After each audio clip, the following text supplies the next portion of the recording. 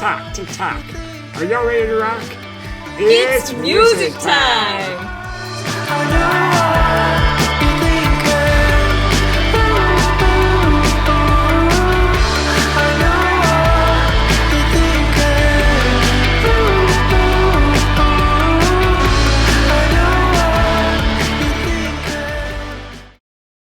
Hi, everyone. Hello.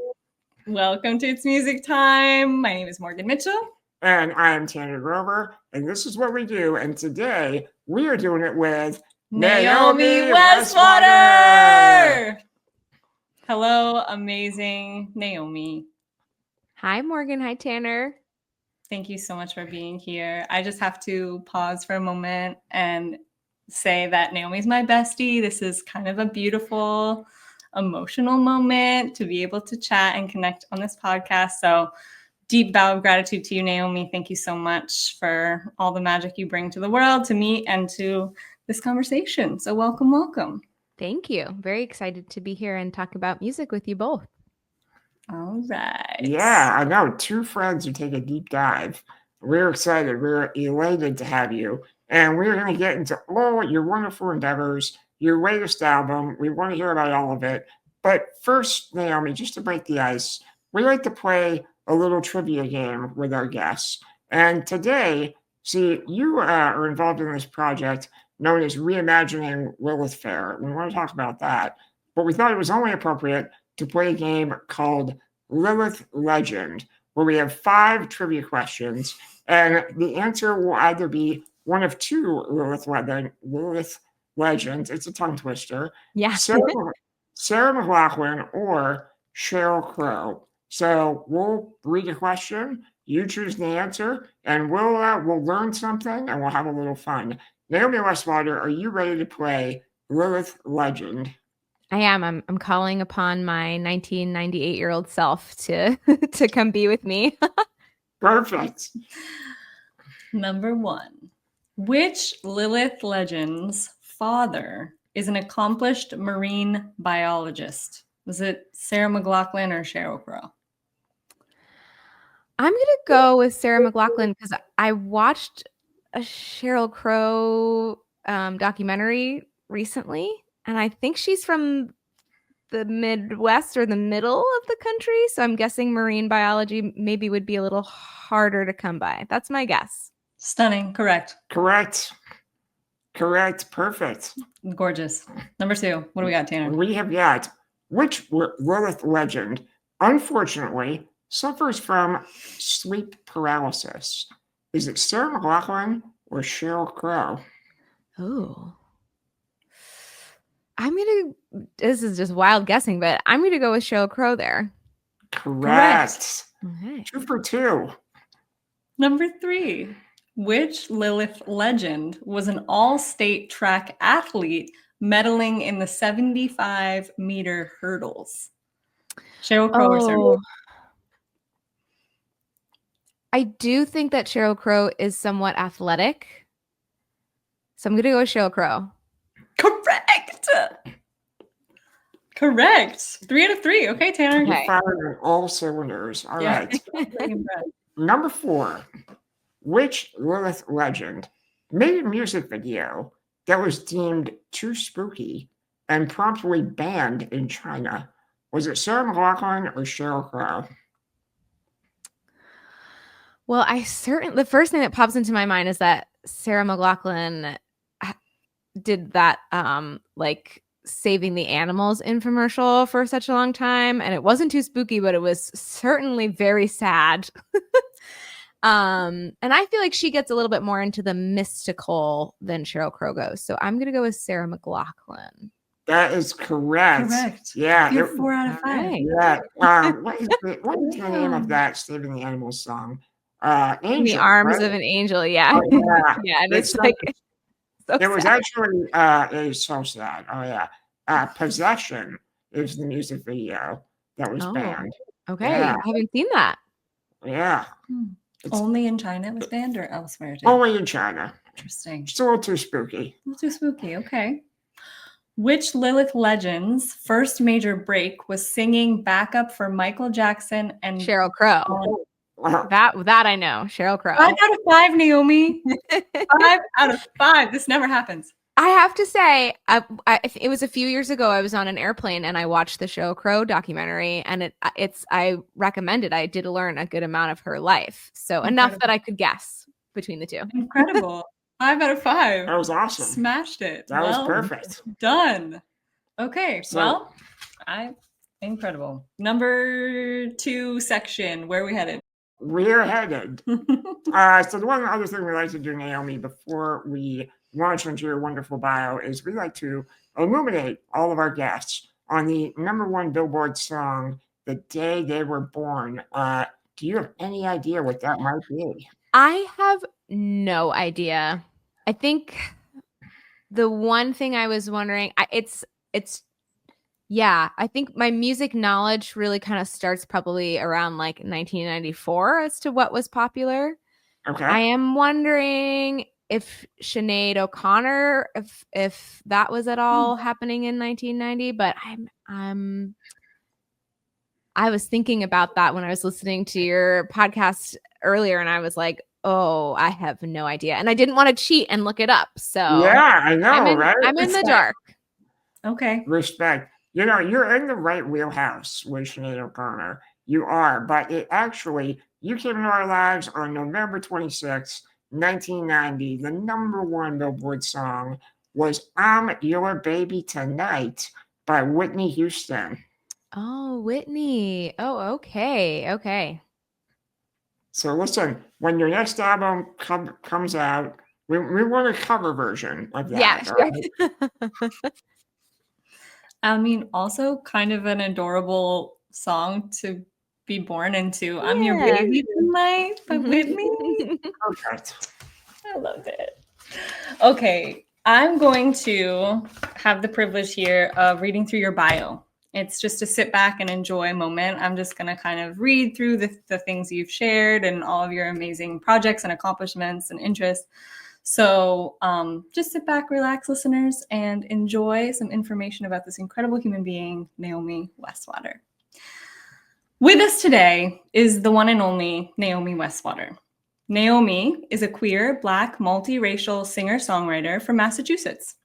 Their work combines folk rock, music, poetry, and spirituality. Their hope is that through ritual and storytelling, they can aid nature in the end of capitalism and the return to community, creativity, and collective joy.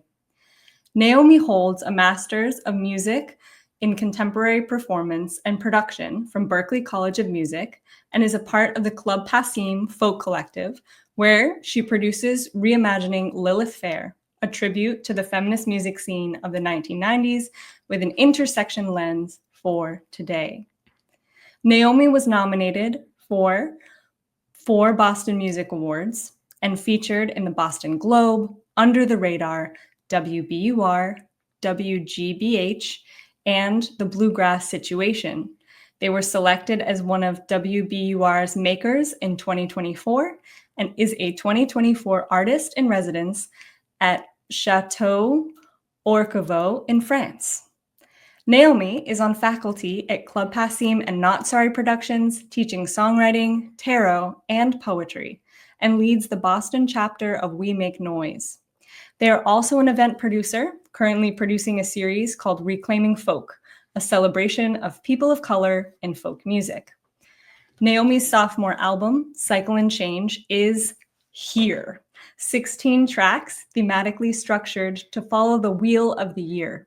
A decade in the making, Cycle and Change takes us on a journey of emotions and transformation, exploring themes of sexuality, queerness, climate change, and more, as a blend of introspective folk interplays with subtle jazz, evolving as the seasons do. Naomi Westwater, we are ecstatic for your achievement and so glad to have you with us. Welcome again, and thank you for being here. Thank you. Thanks for having me. So, Naomi, we want to just really launch right into Cycle and Change, if that's all right with you. And as opposed to us trying to, even articulate the scope of this album, what it's about, what people, can expect from it, we just want to give you kind of a blank canvas to present it how you would like. So can you kind of articulate cycle and change in your own words? Yes. So the first thing I like to say is it's a concept album, and it follows the life cycle of a year, starting in spring, going through summer, fall, and ending in winter. And there's 4 songs for each season. And it's inspired by the wheel of the year. And so the record is drawing upon nature, and the concept of cycle and change came to me in 2020 during lockdown, because I've lived in New England almost my whole life. And as you two are Mainers, you know that kind of the winter is very isolating, and it's a time of introspection and kind of just hunkering down at home. And spring is the time when you start going out and reconnect with people. But in spring 2020, we were in lockdown. And so I kind of, for me, it was this understanding that there are always factors outside of our control, and that things are not guaranteed, and that life is constant change. And at the same time, spring comes back every year, and life is also constantly cycling. And I think if we can hold both concepts as true at the same time, that we're always changing and we're also always cycling, and we can kind of live in that flow with nature, that we can kind of come to peace with some things. And that was where the concept cycle and change came from. And it's really, for me, has become a mantra that I'm trying to live by every day. It's so well said. I had an opportunity to listen to it for the first time yesterday from start to finish, and I think what I found, I don't know if refreshing is the right word, but it's a meal, right? Like, and I think that, like, in today's culture that of single driven artists, where it's like you got to listen to this song, you know, you got to like hear this and put it on a playlist. And I love individual songs, and you have them on this record, but it's meant to be digested as this, you know, 5-course meal. I mean, it's a year's worth of material, like conceptually. And so I would just encourage anyone who checks it out to spend some time with it, you know, and then revisit it and re-listen to it. And I think that that's just from a listening perspective and an enjoyment perspective, that's how I interpreted it. So incredible from start to finish. Thank you. Yeah, it's supposed to be slow media. And, you know, just as you said, my hope is that the songs stand alone and that you can enjoy them as singles. But I wanted to make a record, and I think of this record as a novel instead of a collection of short stories. And so to me, I have always fallen in love with concept records, and I always love it when I find a record that I can just listen to straight through without any skips and just kind of be enveloped in the theme of the music. And I wanted to do the same thing. And I think for me, going against that trend of just trying to do hit single and things be not really in conversation with each other, this record, my hope is that if you listen to it in order, there's foreshadowing, there are themes that come up and cycle again through the record. And it's an invitation to take your time with music. And it was created with intention, with the hope that people will be able to listen to it with intention.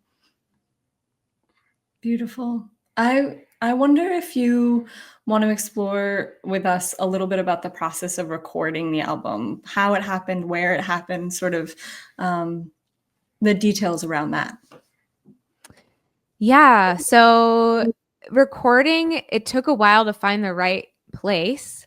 There are a lot of really awesome studios in the Boston area, but a lot of them are kind of like bunkers because, you know, recording studios have to be soundproof, and this is an incredibly spiritual record, and I didn't want to feel like I was isolated from nature recording the record.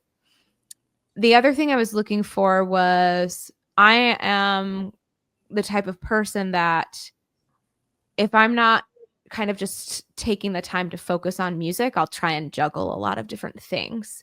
And so I wanted to be able to go away and make the record, because I knew if I just was like doing it as like a 9 to 5 commute, I'd come home and I'd be on my email and I'd be doing laundry and I just would be distracted from the making of the record.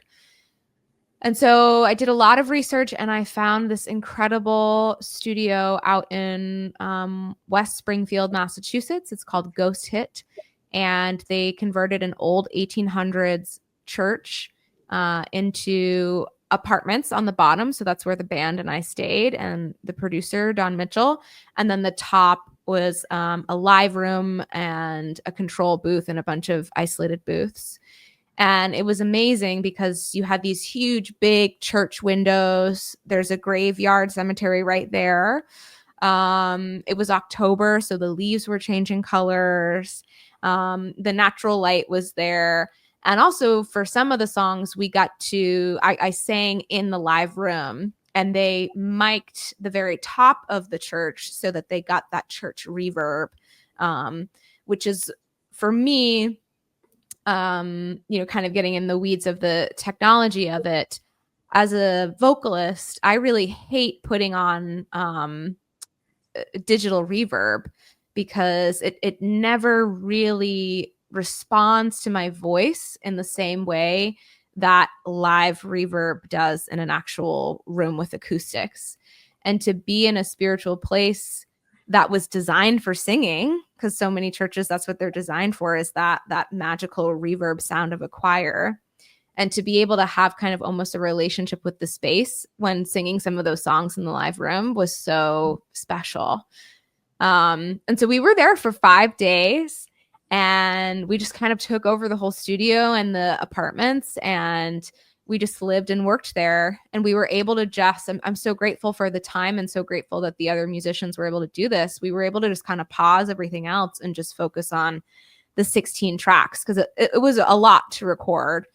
The drummer, Ben Burns, who's a Mainer, and the bassist, Chris Satori, who plays electric and upright bass, they couldn't be there the whole time. So, and we had never played music with them before. So it was kind of just this like roll of the dice lesson in trust that we were able to meet these guys, connect with them right away. They're such amazing musicians. And, you can't tell that some of those songs, we only played them 3 or 4 times. Like they just got in and did the thing. So that was pretty amazing. And then, this record, because there's so many songs and there's so many layers for some of the songs, there was then a lot of stuff we had to do after that recording session. So a bunch of background vocals happened in this house in my closet. We did stuff at the Record Co. in Boston, which is a nonprofit community space. And we did stuff at Don Mitchell's house too. So, and some people did things remotely and sent them in, but it was really beautiful to have that chunk of time where we were really just focusing on, let's make this record happen. Incredibly powerful, and it's so felt in the body of work. And for me, listening to know a little bit about how it was recorded, not just the physical space, but the intentionality around it and the communal quality. I remember talking to you shortly after, or maybe even a little bit during, probably after, of just the camaraderie and the community and the, just artists in their element. Like such a rare opportunity to just play, but focus, but have conditions that are set just right for that really magic. There's no other word to say it, like emerge. And it's so felt in the body of work. It's really gorgeous.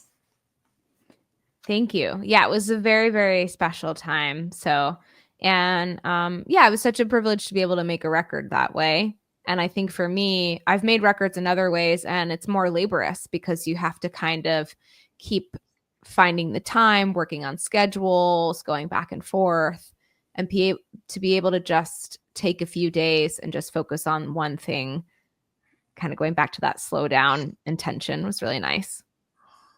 Totally. Totally. I had another question. Do you have something queued up, or did you want to Go for it. Let it rip. Just a question about, it's so beautiful to watch the music videos, especially Cycle and Change, of what an incredible, colossally beautiful collection of visuals that you have amassed over a long period of time. I wonder if you have anything you want to explore there about the visual component to this project. When I realized I was making a record, my goal was trying to have as many music videos to accompany the record as possible. I think, I think Beyonce with Lemonade really shifted that narrative of music has in this day and age, music has a visual component too. And so I knew that I needed to just start recording. So I just started recording, and what happened was I amassed about 4 years worth of material of me, mainly on my iPhone, just capturing the seasons. Oftentimes just like me and my dog on the beach or out with friends or flowers or gardening or whatever. And sometimes it was like intentional, oh, let me film this. And other times it was just like pulling out my camera as moments popped up. But I ended up amassing, this archive of the last 4 years, basically, from 2021 to 2024, and organized by the seasons, mainly places in nature that I would go to. And that has been its own kind of art project to then kind of start taking these pieces. And it's very different than how I make a video is so different than how I make music. When I go to record the song's already written, and I already have some kind of idea of start, middle, end.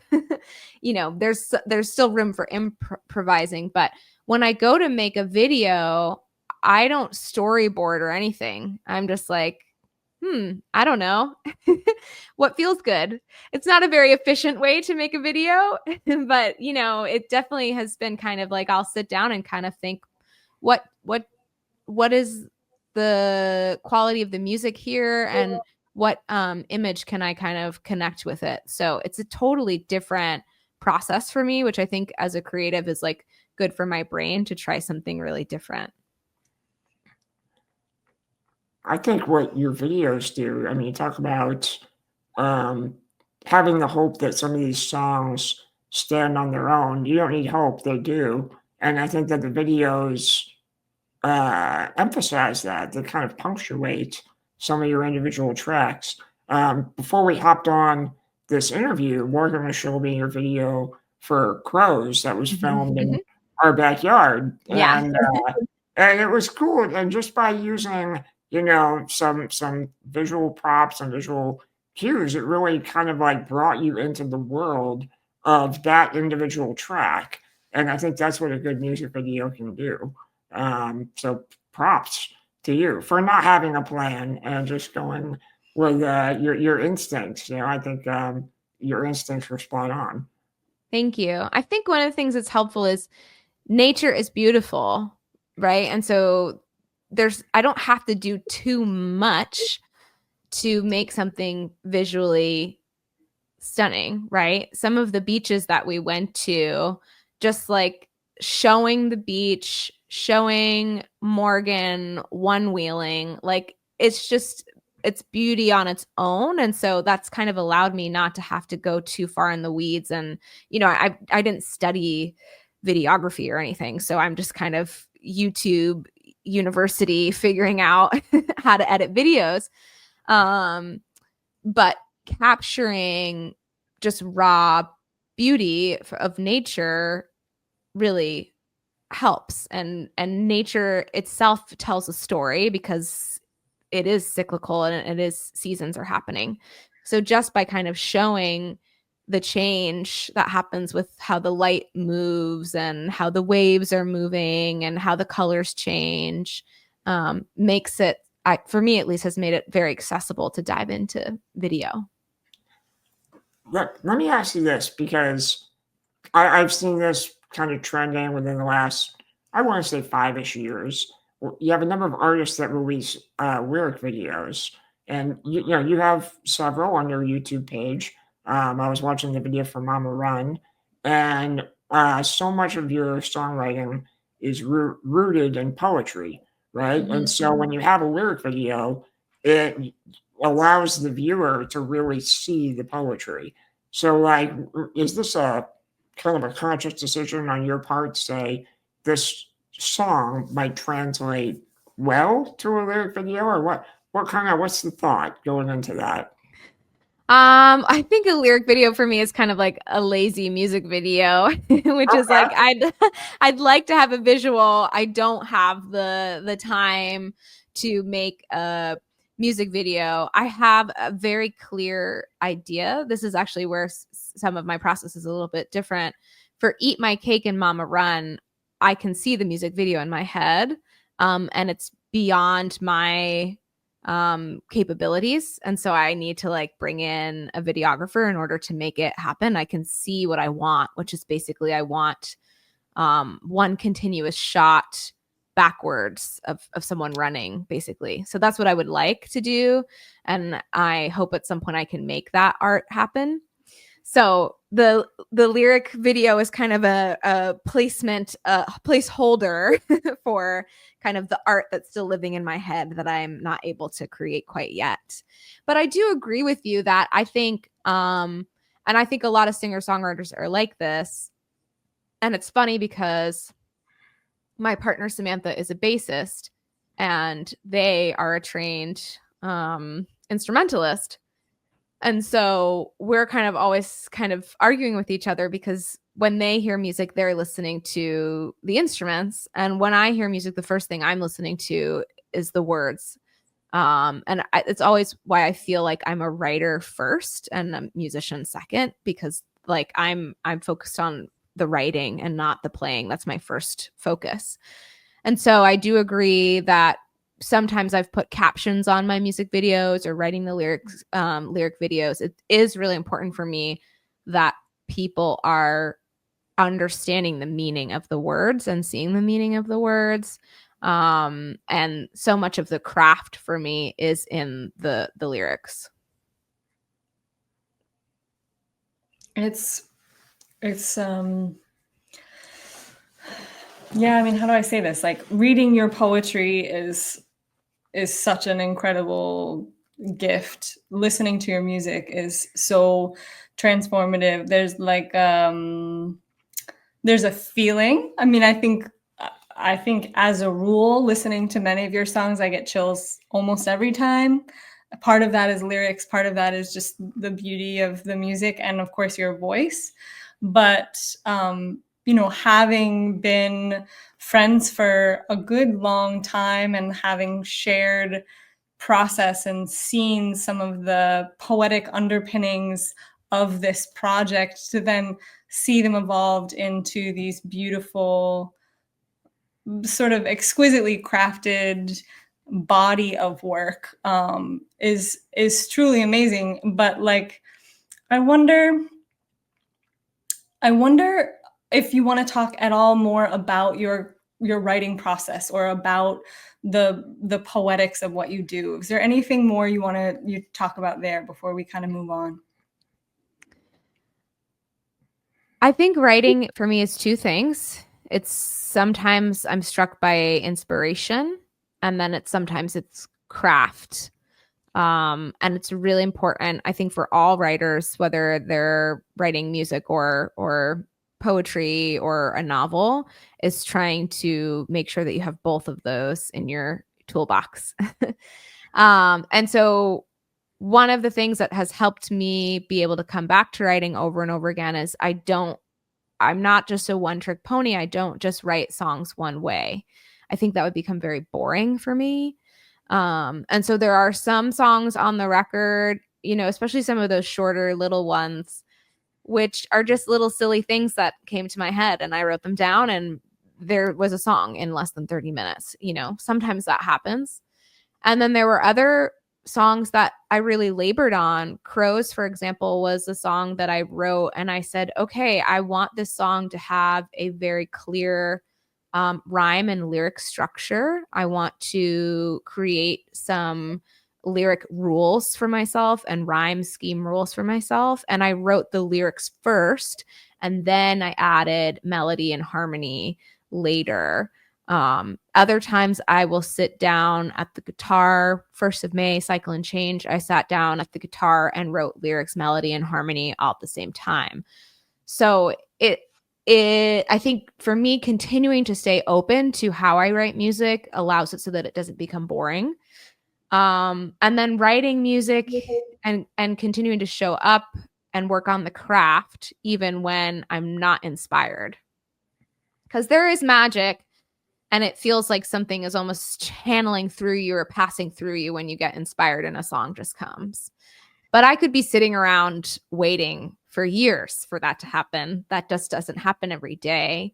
And so I still need to be able to show up to the page and write a song. And like with Crow's Bulbs is another one where I said, I have a concept, I want to write a song. And I had to sit down and work on the craft of the song. And I love both of those songs. And they were not moments of inspiration. I mean, I had the idea of the concept, but the song didn't channel through me. It labored through me. And I had to rewrite and rethink. And, you know, when I go look at Crow's, my first draft, I have 4 or 5 drafts of different verses and extra verses that never made it through. And so that song came because of the craft of practicing and working on rhyme, you know, working on syllable count, that kind of thing. So I love that creativity can be that detailed sometimes. And then sometimes it can just be like hit by lightning and it just all happens all of a sudden at once. So beautifully said. Deeply, deeply relate and heard. Yeah. Let's see, Tanner. I want to touch on just one final thing, because we've talked about your album and your process pretty in depth, but you're also, you know, you're an academic and you're a teacher in many ways. You've been involved in all these other productions, and I just wanted to give you the opportunity to highlight, you know, how did that journey, you know, navigate itself? In addition to being, you know, a musician, you're an educator, so I was just wondering if you could talk about that a little bit. Yeah, I think, well, first of all, I have to say I am so lucky, and my parents took my education really seriously, and I always loved school. So I love education. I will forever be learning. I love learning, and I love getting other people excited about learning things.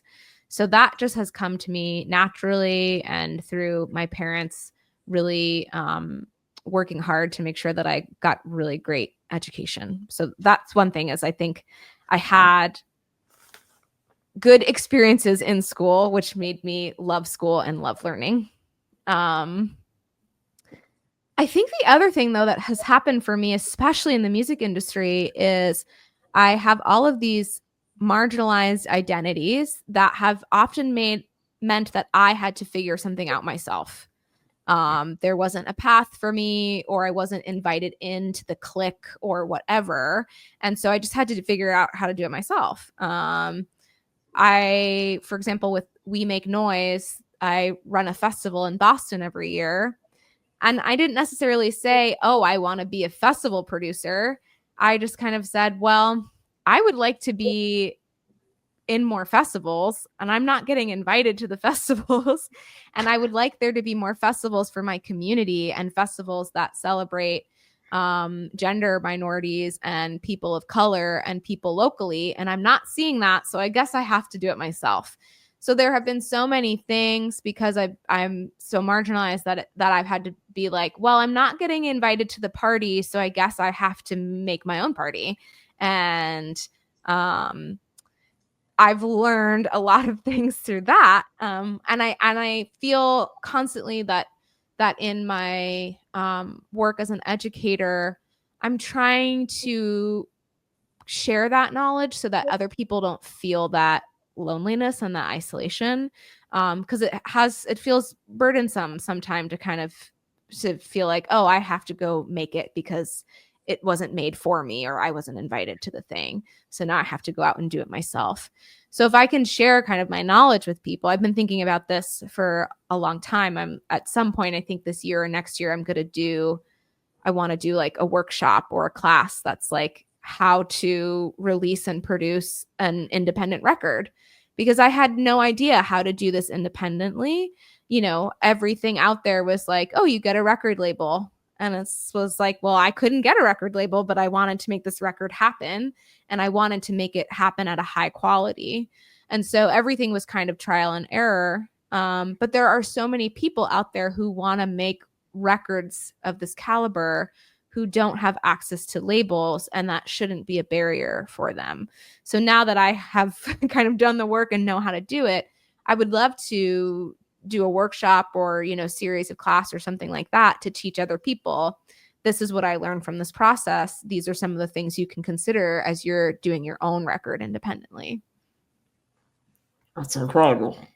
That's absolutely incredible. And, you know, I don't know what's the saying with teachers. It's something about, it's not nobility, but it is noble in a way, you know, for you to even think on that wavelength of, you know, here's this thing that I struggled to assimilate towards, but now I've gone through the process and I want to present it to others. That's incredible.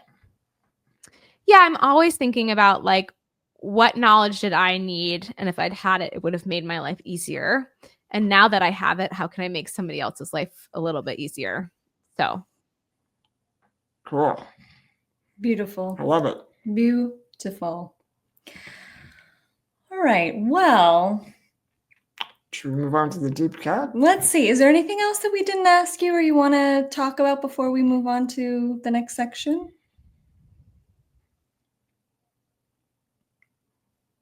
No, I don't think so. I think we can, I'm good to.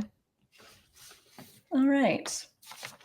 So we've got the next section that's called the deep cut. So the deep cut is about a question where we dive a little deeper and we look at a theme or something specific. Tanner designs these and they're always really thought-provoking. So this one... Not always, but... Always. If given the opportunity to join any rock band, and I will say any band at all, maybe with rock influence or not, or perform alongside any artist, past or present, who would it be?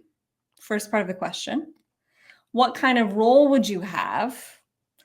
And if you could name your new collaboration or supergroup, what would you be called? So if you want to talk about that, the floor is yours.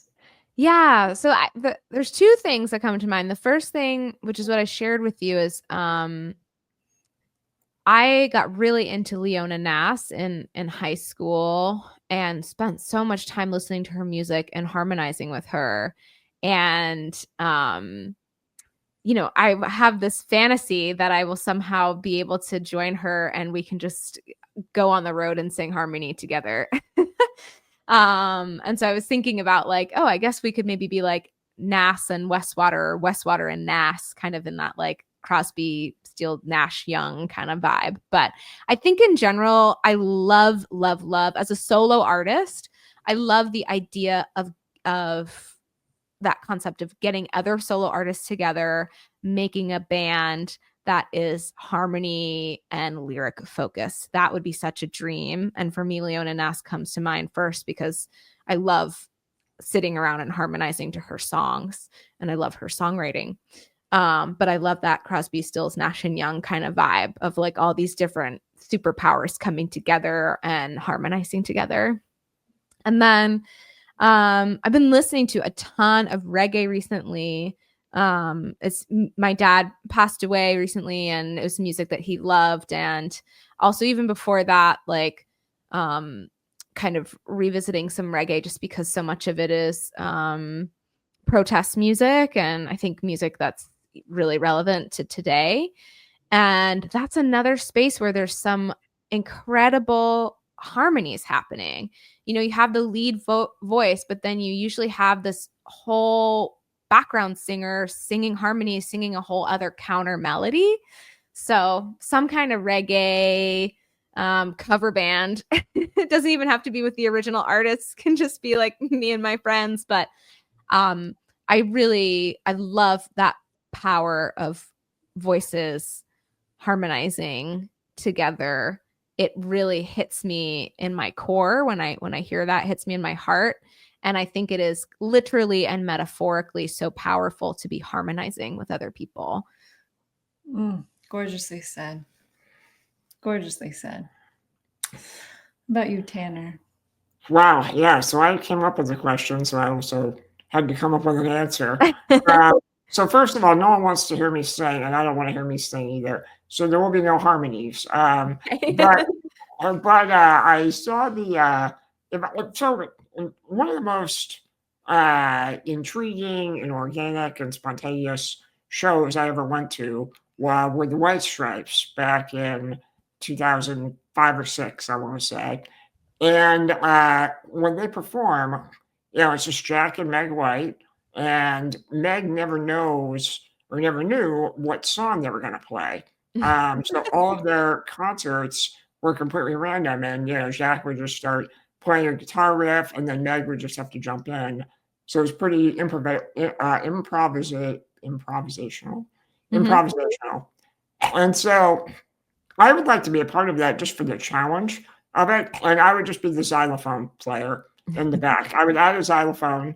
We wouldn't be the White Stripes, though. We'd have to change our band name, and I was trying to think of what would be a good band name, and we recently had the passing of the Pope, and then there's another Catholic persona, Peter Dinklage of Game of Thrones fandom, and he was once asked, if he was religious, and he told a reporter, "Well, I consider myself a lapsed Catholic," and I just thought the Lapsed Catholics would be a good band name, and so myself, Meg, and Jack would be the Lapsed Catholics, and I would play xylophone.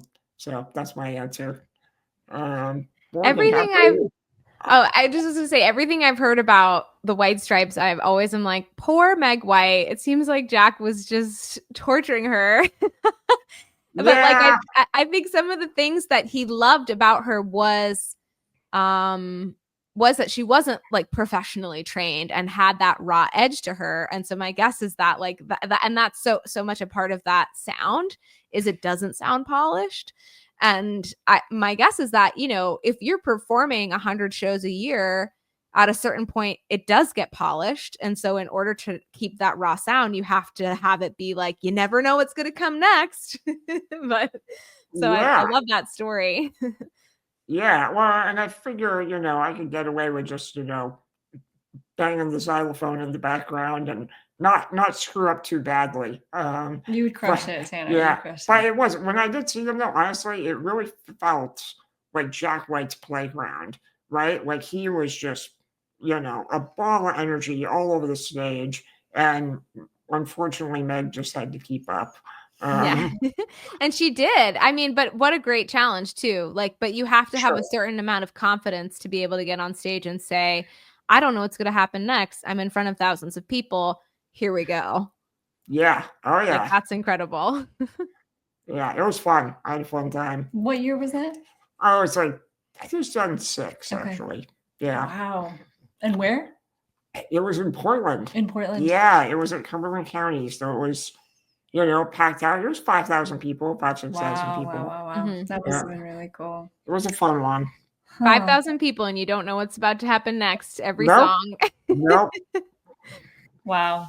Well, I thought about this, and then I forgot about it, and then I thought about it again, and then I forgot about it, and then I thought about it again as we were preparing for the episode, and I thought, okay, I think I would want to perform alongside Krungbin, but I am not a musician or vocalist, but I like visuals, and I like painting, and I like designing, and so maybe I could be their live painter. Ooh, so they're this kind of like Thai-inspired groove rock band sort of amalgamation of sound, incredibly a sort of dreamy and meandering music, and that's kind of my vibe. I paint to them a lot anyway. So thinking, okay, maybe I could be their live painter. I could design some kind of kaleidoscope type visuals that would real time kind of blend and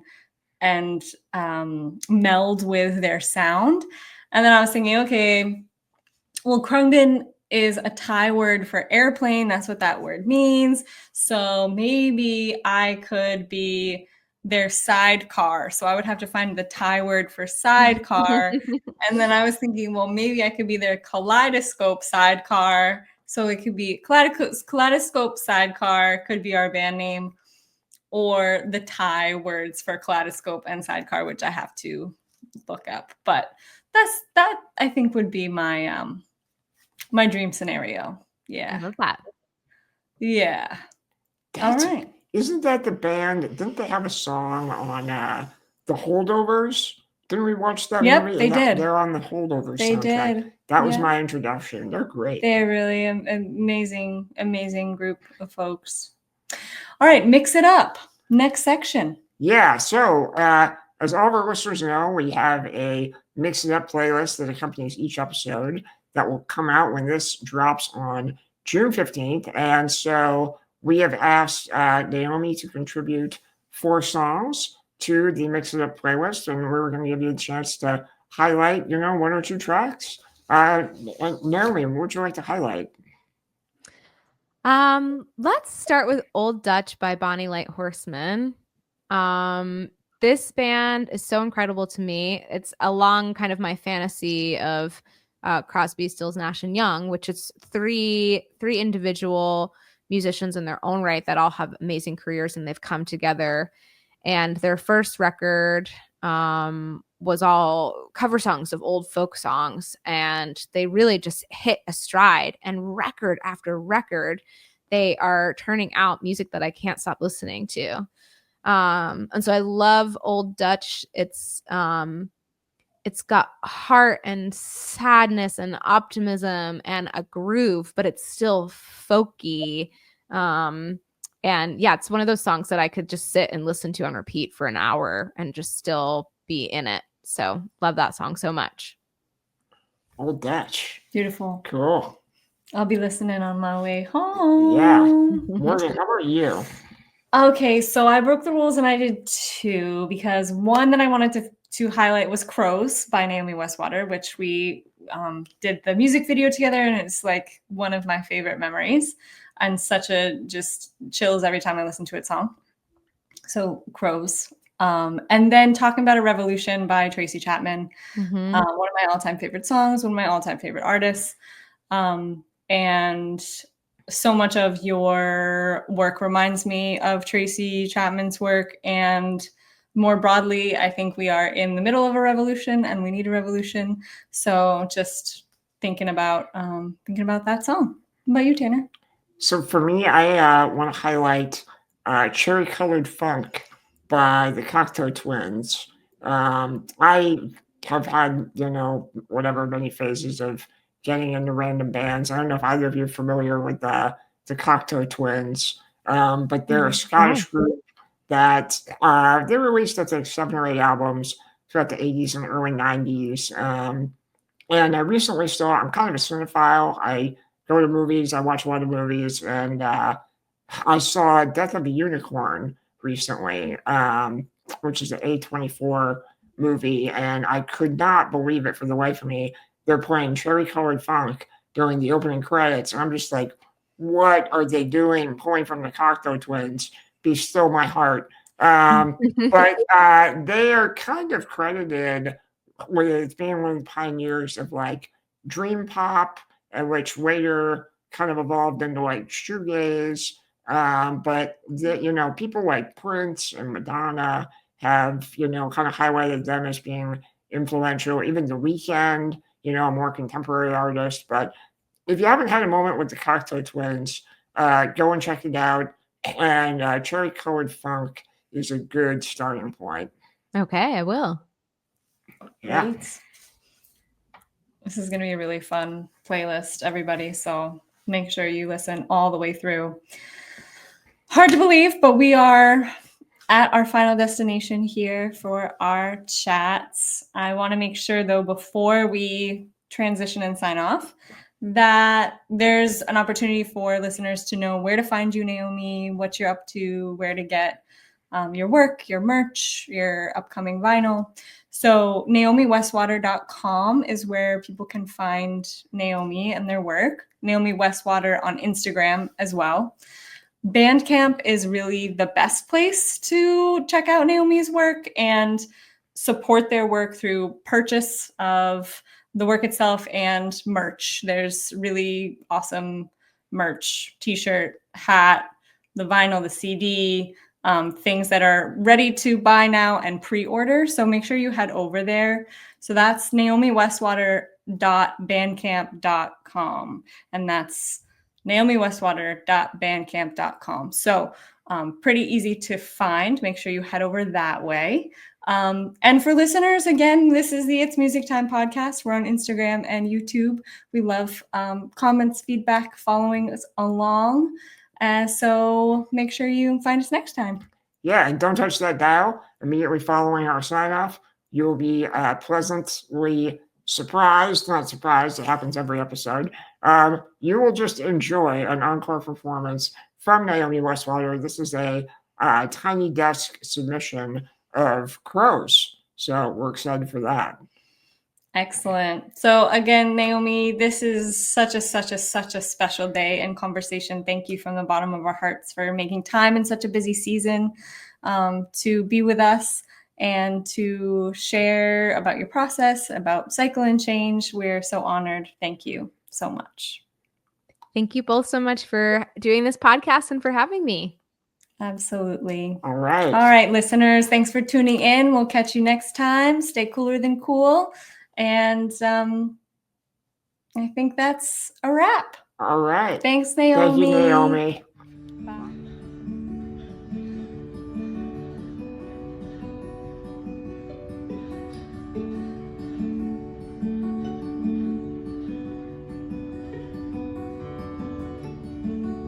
That winter I was in limbo. I'm nowhere and unawake. And then I met my first crow, dead and sandy on the bay. A messenger from change. Ah, daddy, daddy, down.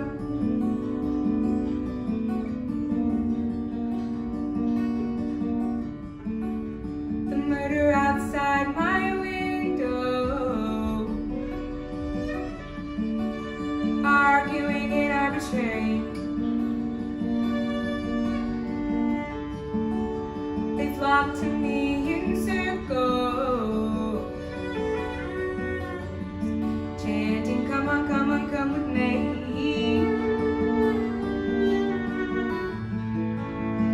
Messengers fall, messengers fall.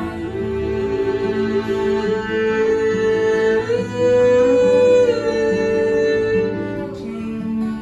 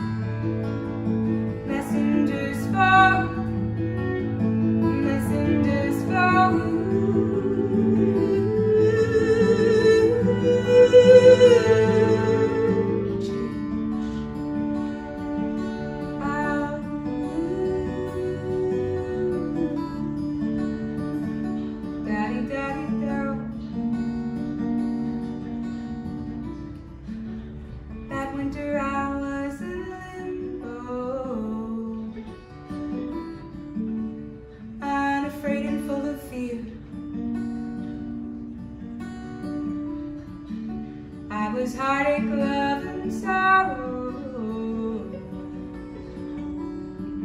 And the crows were my protectors. Messengers flow, messengers flow, messengers flow.